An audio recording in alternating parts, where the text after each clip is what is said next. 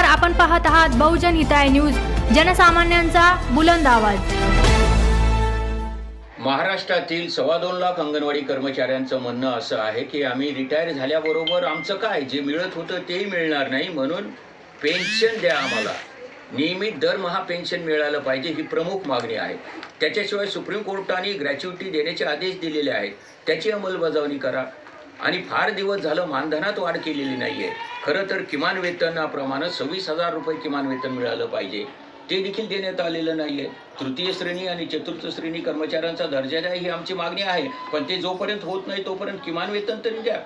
तर या सह विविध मागण्यांसाठी आम्ही संपावर गेलेलो आहोत 4 डिसेंबरपासून। त्याची रीतसर नोटीस दिलेली कायद्याप्रमाणे 15 नोव्हेंबर रोजीच, आणि त्या 20 दिवसाच्या नोटीसचा काळात सरकारने दखल घेतली असती तर ही संपावर जाण्याची वेळ आली नसती।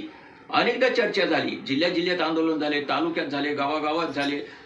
नागपूरला मंत्रालयावर 1.5 लाख अंगणवाडी कर्मचाऱ्यांनी मोर्चा काढला आयटकच्या नेतृत्वाखाली। आता 3 नोव्हेंबर रोजी परत मंत्रालयावर काढला, पण गाडा पुढे जात नाही। पेन्शन मागणी मान्य करूत असं म्हणतायत सरकार। आमच्याशी जी चर्चा झाली मंत्रालयात, आणि ग्रॅच्युइटीचं देखील आम्ही विचार करू, मानधनवाढीचा करणार नाही असं ते म्हणतायत। आणि मिनी अंगणवाडीचं रूपांतर त्यांनी करून टाकलेलं आहे। एक मागणी 10 जानेवारी रोजी त्यांनी आता मान्य करून टाकलेली आहे, पूर्ण अंगणवाड्यात रूपांतर करण्याची, परंतु हा गाडा पुढे जात नाहीये। 2 ओळीचं जे प्रोसिडिंग झालं, जे लिहिलं गेलं मिनिट्स बुकमध्ये, त्या संदर्भातलं एक पत्रक द्या, एवढंच आमचं म्हणणं आहे। आणि म्हणून 17 जानेवारीला राज्यभर आम्ही जेल भरो करणार आहोत, आणि त्याच्यानंतरही काही नाही झालं तर मुंबईला धडकणार आहोत। आयटकच्या नेतृत्वाखाली आणि कृती समितीच्या नेतृत्वाखाली जे आंदोलन होईल त्याला औरंगाबाद जिल्ह्यातील अंगणवाडी कर्मचारी देखील प्रतिसाद देतील।